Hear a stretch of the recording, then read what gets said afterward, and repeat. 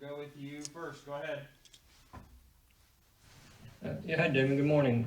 I had a question. You've been through this, several seasons before. I'm really curious about how the isolation of players. I mean, I know you guys don't get to hang out in the rooms together very much at all, and how that's making this process more challenging with so many young guys being isolated. You can't bond the way normal teams do in a normal year.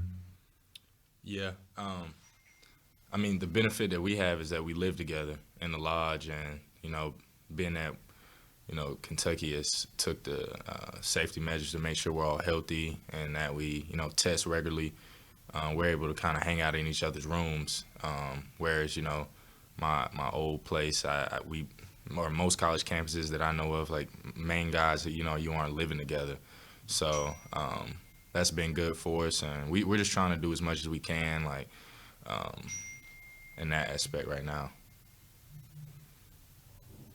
All right, John Hale, we'll go to you. Just remind our guys, players, that we'll keep your line unmuted if you have a follow-up. Go ahead, John. Davion, as a guy, really the only guy on this team who came from a really successful program, I'm curious, what has this frustration level been like for you? How are you just personally handling the struggles right now? I mean, I'm fine. I mean, I still understand that it's really early. That things weren't, every season that I played in, things didn't always start off, beautiful. I mean, it's always going to be some form of struggle, but that's the best part about it. How do you fight back? How do you answer to adversity? So, I mean, it's very frustrating. I mean, I'm a huge competitor. I mean, I know the guys around me are huge competitors. I mean, I see a lot of the guys' faces after a loss, and I mean, it hurts. It sucks, but it's still very early. We're still figuring it out. And I know you have a connection with Jaylon Withers from your high school in Carolina. Just what's that relationship like? What's kind of your experience with him? Yeah, I think he was a freshman when I was a senior in high school, and he was a very quiet kid back then. I mean, we didn't really speak as much, but he's super cool guy. Like, so happy that we can compete still at this level. Years later. Jerry, we go to you. Larry after him. Yeah, Davion. Earlier, Coach Cal said that he had picked three guys to sort of deal with issues with the team and other players. And they were older players, he said. I'm wondering if you were one of those players, and if so, how you see that role.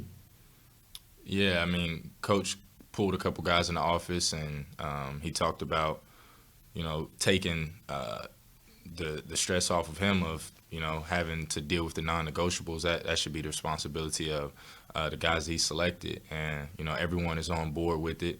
Everyone is agreeing with it and jumping on board. So that's what it is. And I'm wondering, you guys, with the issues you're trying to get going, does that take away from a rivalry kind of game? You know what I mean? Are you more focused on the issues internally than to get caught up in a rivalry? Oh no, I don't really want to like drag it out. We're still super focused on what we have right now, and we're still just rolling.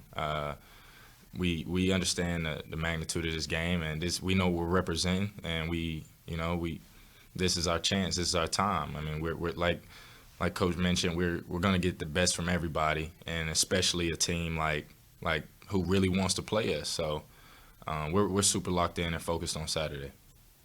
Larry Vaught, you're up next. John Long after him. Davion, a couple things.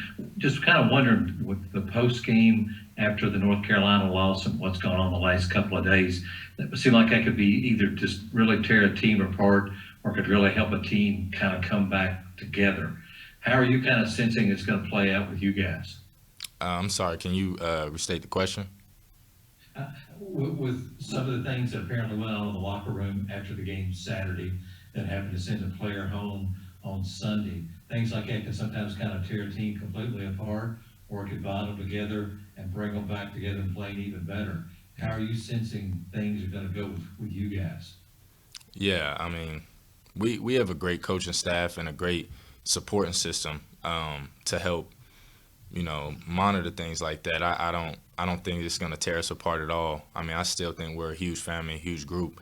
And I mean, Coach has brought a guy in who's, spoke with us and helped, kind of just relax everybody, see where our heads are at, and kind of come together after individual meetings with them and, figure things out. Like, we're taking the correct steps. I mean, and like you said, after a loss like that, I mean, who wouldn't be upset? I mean, there's super high emotions. I mean, this is a big deal. I mean, this is our lives. And, when things are going rough, I mean, you're always going to be upset. I'm sure, all of you guys is asking me questions are upset when things aren't going your way.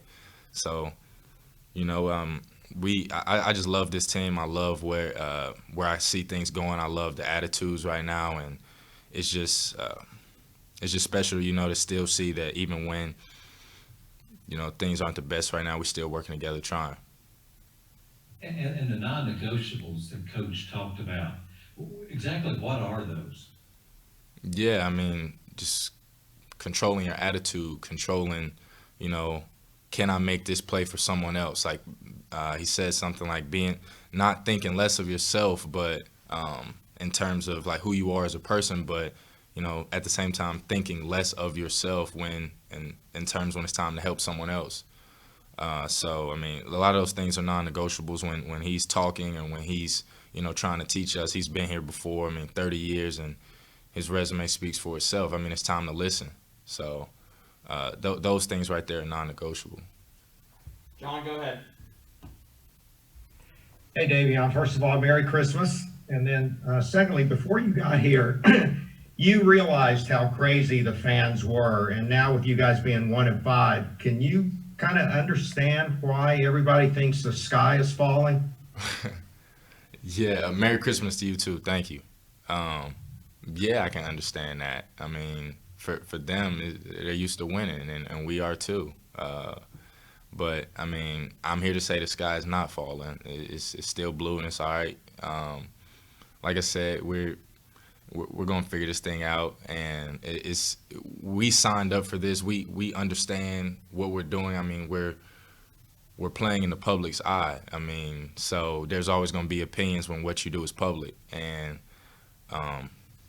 I mean, hopefully we still have the support with you guys, but if we don't, we have each other. So. You mentioned earlier that you feel like that there's still time, and yet there's got to be a point in which a sense of desperation kind of sneaks in. Are you guys anywhere near that point? No, I mean that right now there are top 25 teams who have lost 2 games. I mean, if you ask me, there's not that big of a difference at this point of the season between 2 and 5.